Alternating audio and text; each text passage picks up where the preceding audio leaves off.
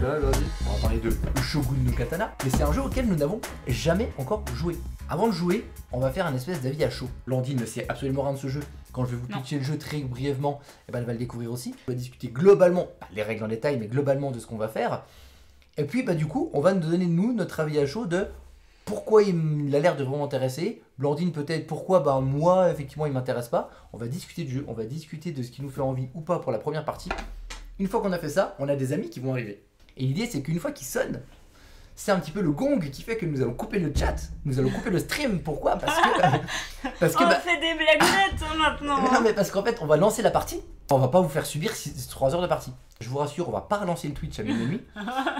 Par contre du coup on va faire une petite story, enfin plusieurs petites stories d'un avis à chaud. On va parler du jeu ensemble et le bilan de ce qu'on en a pensé, c'est sur Insta. Oui.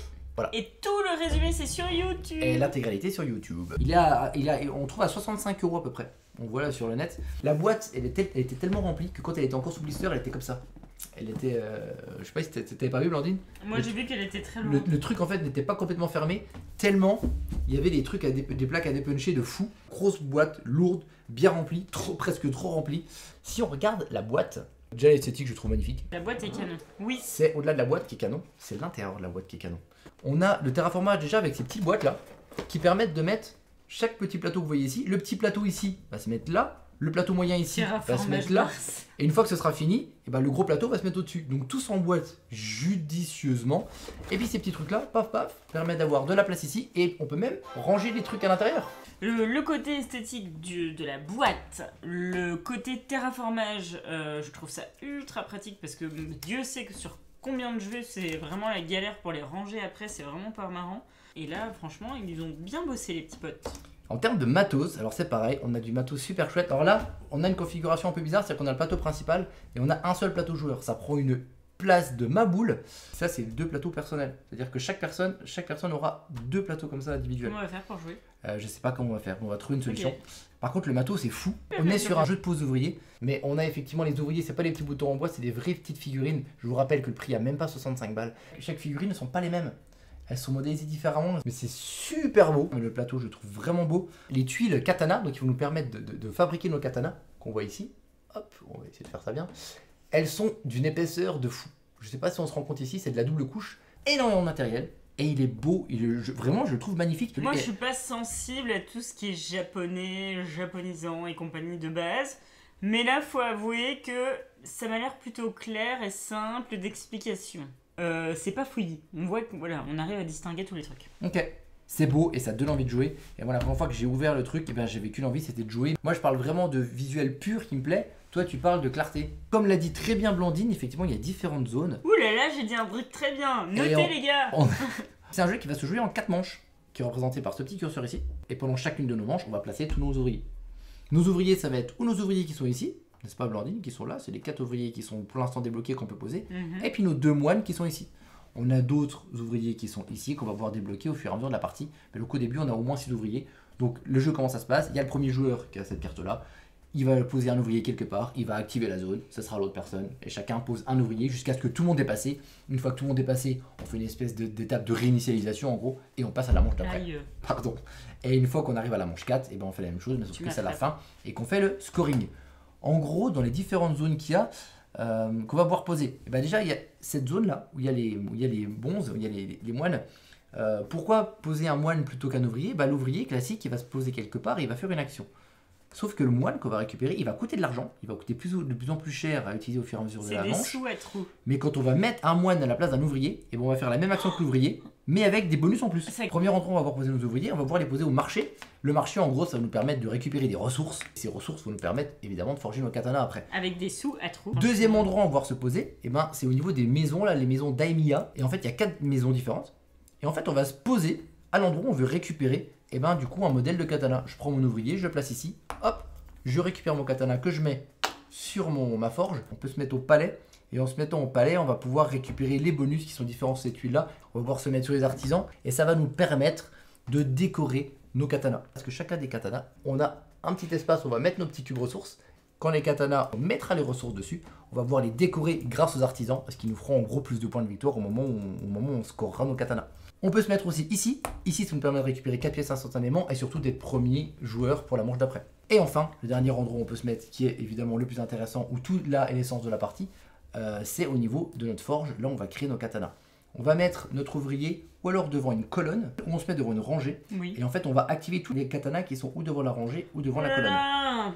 Et c'est ça qui est absolument incroyable. Cette mécanique-là est folle. On va mettre les ressources qui sont demandées sur la tuile, et en fonction des tuiles qu'on va mettre, et ben en fait le katana il va se déplacer sur la forge. Si là je suis au niveau du bois et que je dois mettre un bois, mon katana je vais le déplacer vers la droite. Si par contre là je suis au bois et que j'ai besoin d'un acier, et ben je vais mettre l'acier et je vais descendre vers le bas, c'est-à-dire vers la ligne de l'acier. Et donc du coup à chaque fois qu'on va mettre une ressource, on va avancer le katana dans la direction de. Sauf qu'au fur et à mesure de la partie, il y a des katanas, on va en avoir plein qui vont être posés.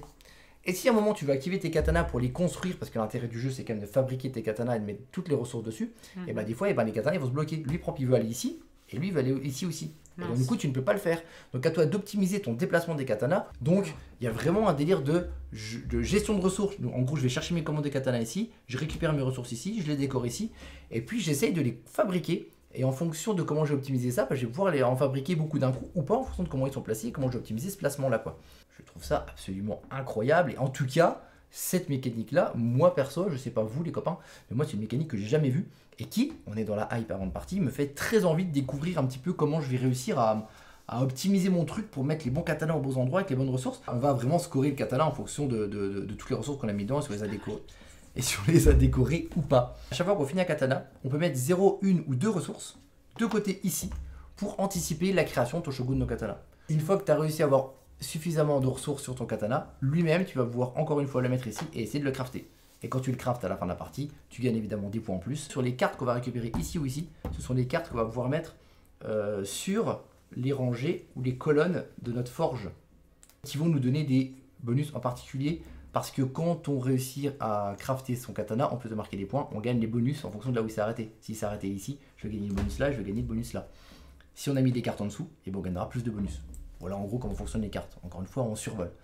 Donc sans y avoir joué, voilà ce que je peux en dire. De la pose d'ouvrier, on récupère des ressources, on récupère des katanas, on forge notre katana, on améliore notre katana grâce à la zone des artisans.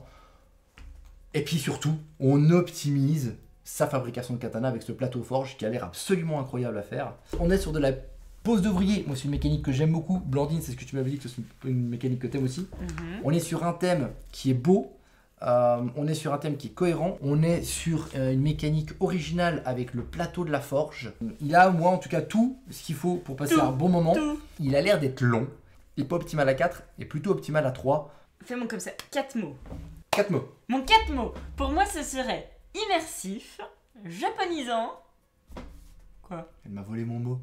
Long et C'est ton idée à la très lisible.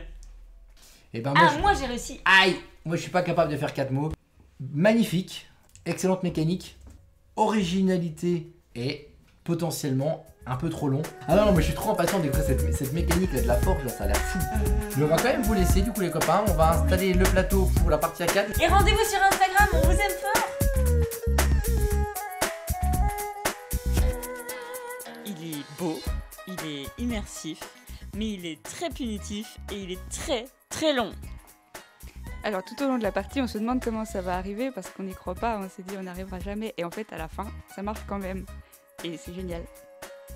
Alors, malgré qu'il reste sympa dans l'ensemble, c'est un jeu qui va être très long à démarrer, très long pour construire son jeu, et hyper punitif en fait dans les choix qu'on va faire. Si jamais on se trompe au début, je pense qu'on est mort jusqu'à la fin. Potentiellement parce que c'est notre première partie et on n'avait pas toutes les mécaniques encore en expérience, on va dire. Mais est-ce que j'aurais envie de rejouer maintenant que j'ai cette expérience ? Je pense pas, parce que les parties sont assez longues. Comme l'avis qu'on a donné au début, avant de faire la partie, il est vraiment beau, il est vraiment immersif, il est chouette, on se sent vraiment dedans, le thème colle parfaitement à ce qu'on veut faire et à la mécanique. Maintenant, je comprends quand mes collègues disent qu'ils trouvent ça un peu long, c'est vrai que c'est long, moi ça m'a pas dérangé du tout parce que ça fonctionne super bien, la mécanique est géniale et la mécanique du katana et la manière dont on va déplacer les tuiles, c'est génial. Il y a tout ce qu'il faut pour moi pour réussir à mon jeu. Oui, c'est un peu long, c'est un jeu expert, c'est vraiment un jeu expert, c'est pas pour même pas pour les initiés. Et si vous avez envie d'avoir un jeu qui fonctionne bien avec une mécanique originale et pour les gros joueurs, il est absolument parfait. Moi, j'ai vraiment adoré et moi, je suis impatient de rejouer.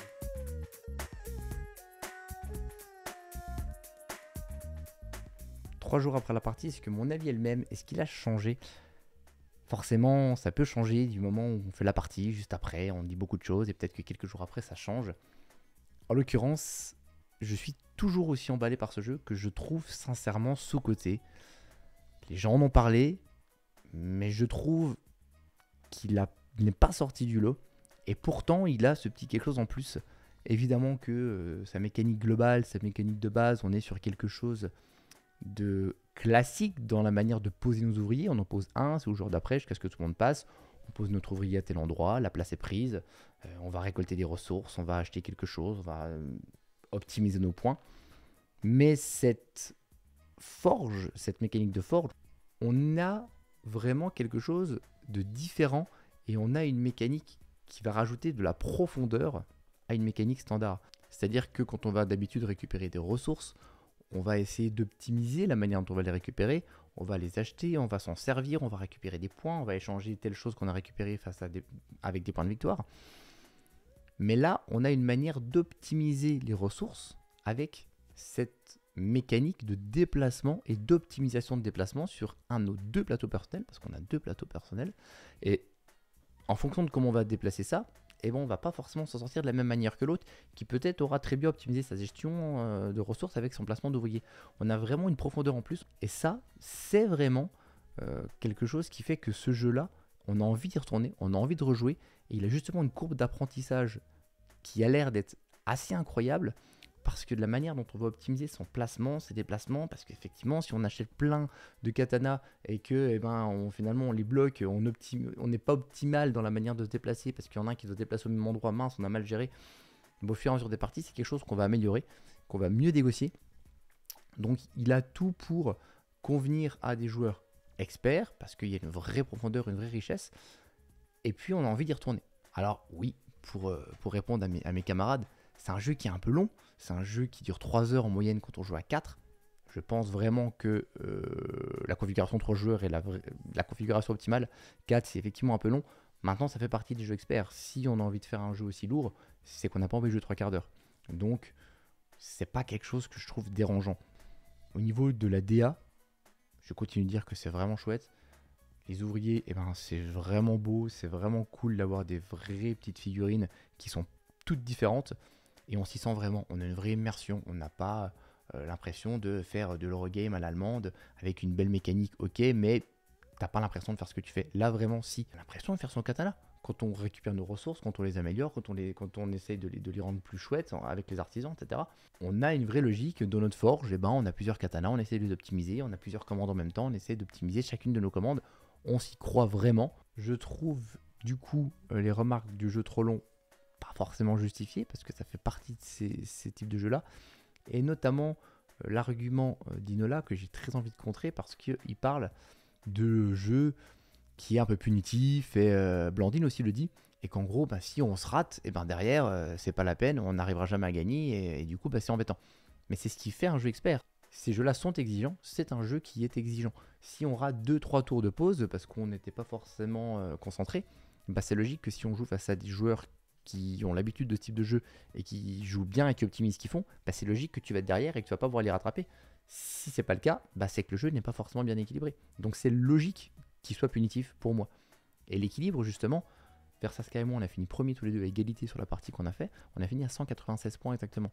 On n'est pas à 22 points ex aequo. Et si on lâche pas l'affaire, pour moi tous les joueurs seront sur un mouchoir de poche en termes de score. Il est beau, il est vraiment immersif. Il a une mécanique propre, fluide, qui fonctionne bien avec une originalité de forge qui est absolument géniale. Moi, j'ai adoré essayer d'optimiser le plus possible mes déplacements, mais j'ai envie d'y rejouer cette courbe d'apprentissage, j'ai envie d'y rejouer parce que il y a un moment, je me suis rendu compte que j'ai pas fait assez de katana, j'ai eu peur d'en mettre trop et qu'il s'embrouille. Du coup, j'ai un peu attendu parce que c'est vrai que pendant les 2 premiers tours, pendant les 2 premières manches, on a l'impression qu'on va pas y arriver, on a l'impression qu'on va même pas réussir à crafter un katana. Et en fait, ça se débloque d'un coup, et après, on a vraiment quelque chose d'exponentiel. On n'a pas un développement linéaire. Quand on a réussi à débloquer ça, et en fait, tout avance. Et moi, j'ai des regrets pendant sur ma partie parce que j'aurais dû aller chercher plus de katanas en commande pour les mettre plus sur ma forge et les optimiser. Et à un moment, je me suis retrouvé, j'en avais plus qu'un qui avançait. Mince, j'ai perdu des tours, j'en ai pas récupéré, j'aurais dû plus optimiser ça. Donc j'ai envie de refaire des parties, j'ai envie d'optimiser ça. Et c'est ce qui fait un bon jeu expert, je crois. Que du positif pour moi, pour ce jeu. Merci d'avoir regardé la vidéo jusqu'au bout. C'est la première fois qu'on fait ce type de vidéo où on avait envie de donner notre avis avant la partie, juste après la partie, et pas montrer un live d'une partie de 3 heures, que je trouve pas forcément intéressant. C'est pas quelque chose que moi j'aime regarder en live, donc je ne le propose pas. Et puis ces 5 minutes là permettent de donner un petit avis à froid derrière. N'hésitez pas à donner l'avis sur le format de ces vidéos. Peut-être que ça vous a plu, peut-être que ça vous a pas plu. Dans les deux cas, un petit commentaire, et ça nous fait plaisir, ça nous aide. Si ça vous a pas plu, un commentaire constructif, c'est mieux. Mais n'hésitez pas. Qu'est-ce que vous changeriez, qu'est-ce que vous feriez différemment? Est-ce que ça marche? Est-ce que c'est efficace? Est-ce que c'est inutile? J'ai pas forcément l'habitude de faire ça, être tout seul devant la caméra. D'habitude, il y a la partenaire qui fait des bêtises. Donc je sais pas ce que ça donne. Encore une fois, c'est un test, donc voilà, on attend vos avis avec impatience. À bientôt pour peut-être une vidéo dans le même genre.